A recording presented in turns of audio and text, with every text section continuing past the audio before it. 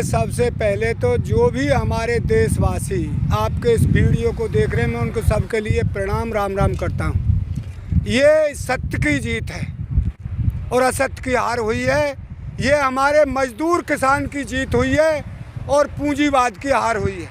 क्यों कि जो पैसा पीएम फंड में आया, इस सरकार ने सारे पैसे को बंगाल में खर्च कर दिया। हमारे आज देश की वो हालत नहीं होती अगर ये हॉस्पिटल बनाते और दवाई का इंतजाम करते। आज सड़कों पर लाशें पड़ी हैं, रो रहे हैं आदमी, बच्चे रो रहे हैं, उनके बाप जा रहा है, किसी का भाई जा रहा है। इन्होंने इस तरफ गौर नहीं की। इनको तो बंगाल ही बंगाल दिखता था और मोदी जी रविंद्रनाथ टैगोर बन गया दाढ़ी रखा करके। अब मोदी जी क्या करेगा दाढ़ी के को भाईजन के, उसको तो वो जाने। हम ये कह रहे हैं, एक पहले से देखा है, जिसने नारी का अपमान किया है उसी का पतन हुआ है। कौरवों को देखिए, द्रौपदी को जिस वक्त खींचा, उसका चीर खींचने के लिए ममता के बेचारी की टांग तोड़ दी। तो अन्याय का पतन हो गया है और अन्याय का पतन इस देश में से होकर रहेगा। बीजेपी का पतन।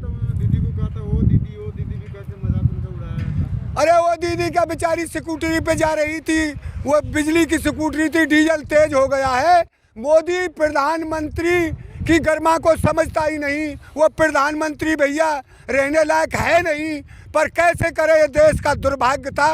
उसने कहा तो स्कूटरी फिसल के रहेगी ममता की, ऐसे बोला जाता है। अरे तूने कुछ किया हो, प्रधानमंत्री सबका होता है, किसी एक पार्टी का नहीं होता, बच्चे बच्चे का होता है। उस गरिमा का ध्यान रखना चाहिए कि मैं देश का प्रधानमंत्री हूँ। इसने उस गरिमा का ध्यान ही नहीं रखा, हर समय उल जलूल बातें बोलता है। आज दीदी की जीत हुई है या किसानों की जीत हुई?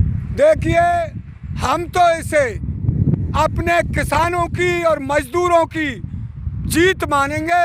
एक वहाँ के किसान मजदूरों ने समझा है किसी तरह से इस देश को बचाइए। इन पूंजीवादी और ऐसी सरकार से देश को बचाने के लिए किसान और मजदूरों ने एक साथ होकर के ममता दीदी को वोट दिया है। तो आज क्या मान लिया जाए कि किसानों को पहली कामयाबी मिल गई? किसानों को तो रोज कामयाबी मिल रही है। मैंने कल देखा था, ये देवगौड़ा जी कहाँ के हैं भैया? कर्नाटक के। कर्नाटक में निकाय चुनाव में इनको 1 मिला है, 7 कांग्रेस को मिला और 2 किसी और को मिला। और वहाँ जो वो थे जिला परिषद में इसकी हार हो गई, तो इसकी तो पूरे देश में हार होगी। और जो ये बंगाल पर इन्होंने ताकत लगाई थी, 200 पार कहाँ गया? 200 पार ममता दीदी कर ले गई। किसान मजदूरों ने इनका साथ दे दिया और किसान मजदूरों का साथ से ही ममता दीदी कामयाब हो गई और ममता दीदी कामयाब होनी चाहिए थी। वो तो कहते थे कि 2 मई जीती गई।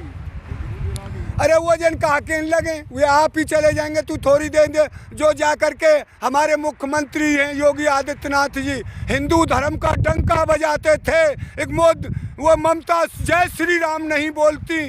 अब कहाँ रहोगे, कहाँ छुपोगे योगी आदित्यनाथ जी? आपका कोई झूठ नहीं चला। अरे राम सबके हैं, राम को सब जानते हैं। ये चुनाव राम के नाम पर नहीं जीता जाता। आप पे दवाई का इंतजाम हुआ नहीं, शिक्षा का हुआ नहीं, पढ़ाई का हुआ नहीं, अस्पताल का हुआ नहीं, सड़क का बिजली का काम है जो हम टैक्स भी देते हैं। और आपको हमारे लिए स्वास्थ्य की कोई भारत में क्या दुर्दशा हो गई है? किसी का भाई जा रहा है, किसी का बाप जा रहा है, किसी की माँ जा रही है, बिलक बिलक के बच्चे रो रहे हैं। आपको सरकारें चुनी किस लिए जाती हैं? इसीलिए चुनी जाती हैं। आज देश में जो हालात बने हुए हैं, महामारी में लोगों की जाने जा रही है, इसको कैसे देखते हैं? क्या सरकार की कोई फेलियर है? सरकार फेल हो गई बहुत दिन की, साल भर हो गया। चीन ने क्यों कर लिया काबू में? अरे पूरे और देशों ने क्यों कर लिया? इनका तो काम था तुम चुनाव जीतो चाहे पब्लिक मर जाए। इन्होंने हम हिंदू हैं, मैं भी हिंदू हूँ, पर मंदिर अयोध्या में भी देखे आया हूँ, बहुत से तो खड़े हैं। इन्होंने जो चांदी की ईंट दाबी, अरे वहाँ बिना चांदी की ईंट दाबे हॉस्पिटल बना देते बड़े। अयोध्या में बनता, उत्तर प्रदेश में 3-4 हॉस्पिटल बनते बड़े, पंजाब में बनते, हर जगह बनाते। जो आज हमारी ये दुर्दशा नहीं होती, ऑक्सीजन नहीं मिल रहा है, क्यों फेल नहीं तो क्या कहोगे इससे? ये धर्म ये नहीं सिखाता। एक आप धर्म के नाम पर सबको भूल करके अरे राम भरोसे हो जाए, राम ये नहीं कहता तुम बैठ के खाइए और मेरे नाम पर कमर मत करिए। वोट दी जाती है इसलिए। एक हमारे बच्चों को आज किसानों की दुर्दशा तो ख़राब हुई है, मजदूर बेचारे फिर पिछली साल गए, आज फिर जाएंगे। ये लॉकडाउन लगाए बिना मानेंगे ना, क्योंकि इन पर रहा नहीं कुछ भी। ये लॉकडाउन लगाएंगे, घर में बंद करेंगे सबको, एक बार निकलो मत घर से।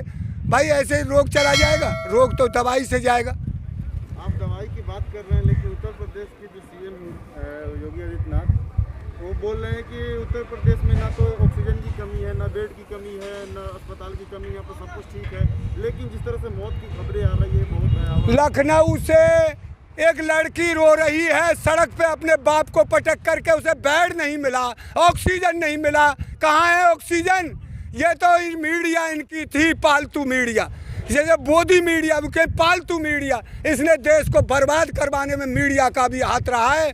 और ये देशवासी ना इस मीडिया बख्शेंगे, नहीं सरकार को बख्शेंगे। मीडिया का काम होता है सरकार से सवाल करना, इन्होंने तो उल्टा उसकी वाहवाही करवाई है। वाहवाही अब साफ दिखने लगी है। ये तो मीडिया भी कह रही थी 2 से पार करेंगे। बीजेपी वाले कहाँ गए? अब मीडिया कहाँ जाएगी और ये कहाँ जाएंगे? यूँ बताओ इन्हें। कहते थे कि सरकार 2 मई को के बाद 3 मई को यहाँ पर आ जाएगी, बात सुनेगी। क्या आपकी बात अब सरकार सुनेगी? देखिए हमारा इरादा वही है जो पहले से आए हैं। एक ये देश हमारे खून पसीने की कमाई से सींचा गया है, किसान की से अपना बच्चा देते हैं सीमा पर लड़ने के लिए। हम देश के गोदामों को अन्न से भरते हैं, पर देश के भंडार भरेंगे पर कीमत अपनी पूरी लेंगे। अब ये नारा है किसानों का, देश के लिए अन्न पैदा करेंगे, बाहर भेजिए, हमारे लेके कहीं भेजिए, हमको कीमत पूरी चाहिए। अब नहीं लुटेंगे और नहीं पिटेंगे। वोट देकर हम ही पिटें और हम ही लुटें, ये कहाँ की इंसानियत है? किसान ने ही देश को आज़ाद किया, किसानों ने तो लड़ाई लड़ी है सदा से। अब इस सरकार से भी लड़ेंगे पर अपने हक को पूरा करके रहेंगे। लेकिन आप 5 महीने से लड़ाई लड़ रहे हैं सरकार से, सरकार आपकी बात सुन नहीं रही है। सरकार सुनेगी? अब तक चुनाव में थी, भेजी थी, वहाँ भी इनको कुछ नहीं, 0 मिला है, कुछ नहीं मिला। किसानों की बात सुननी पड़ेगी, आज नहीं तो कल सुननी पड़ेगी। जब सरकार 5 साल चल जाती है तो किसानों का धरना भी 5 साल चलेगा, हटेगा नहीं जब तक मांग पूरी नहीं होगी। थोड़े ज़्यादा बेशक रहें या कुछ भी हो, कोई हिला नहीं सकता हम तो। धरना तो चल रहा है, लेकिन यहाँ पे जो पब्लिक जो पहले थी वो अब नजर नहीं आ रहा है। भाई देखिए, किसान की अपनी खेती भी है। दूसरा प्रधानी का चुनाव था, जिला परिषद का चुनाव था, किसी का भाई प्रधानी का चुनाव लड़ा है, कोई मेंबरी का चुनाव लड़ा है। अरे संख्या तो यहाँ बढ़ जाएगी तो एक दिन में और बढ़ जाएगी, संख्या की कोई बात नहीं, संख्या पर आप सवाल मत करिए। और फिर फसल भी समझा रहा है किसान। आज ये फसल हमारी एक मुख्य फसल है, गेहूँ की फसल है, जो उसे काट पीट के और फिर आ जाएगा किसान। संख्या की बात मत। मतलब है कि आंदोलन अभी चलेगा। आंदोलन हमने कह दिया, जब सरकार 5 साल चल जाती है तो आंदोलन हम 5 साल चला देंगे, पर मोदी सरकार पे अपना काम पूरा करवा लेंगे। ना तो इसकी ये हो जाए गेट आउट, आप इस काम लायक हैं ही नहीं। ये हमारा जलवा है किसानों का, किसानों ने इस देश को आज़ाद किया है, किसानों के पूर्वज लड़े, हम भी लड़ेंगे लड़ाई को। ये कुत्ता बिल्ली नहीं है जिनको मोदी ने कीड़ा मकोड़े समझ रखा है किसानों को। कहता है ये किसान ही नहीं है, ये कहाँ से लाएगा? और किसान नहीं है तो हम कौन हैं? अपने उन किसानों ने लिया जो खेती करने की, उन्हें यूँ ही पता ना क्या पानी लगे, क्या होए, कितना दवाई पड़ती है खेत में। हमको लूटा जा रहा है भैया, लुटेंगे नहीं। अब बंगाल इलेक्शन को, किसान आंदोलन को और देश की महामारी को देखते हुए देश की जनता से आप क्या संदेश देना चाहेंगे? देश की जनता से यही संदेश कहूँगा, जो भी इस वीडियो को भाई देखें, जागिए, अब सोने का समय नहीं रहा। ये बीजेपी पहले से हमारे बुजुर्ग कहते थे ये पैसे वालों की पार्टी है, हमारे बुजुर्गों को दुख दिया इन्होंने और वही हालत हमारी कर दी है। ये तो नई जवान बच्चों ने नहीं माना, नहीं हमारे तो बच्चे पहले बुजुर्ग बता गए थे इनको गांवों में मत घुसने देना, वही हालत अब हमारे नौजवान और बच्चे कर देंगे, इनको गांवों में नहीं घुसने देंगे हम।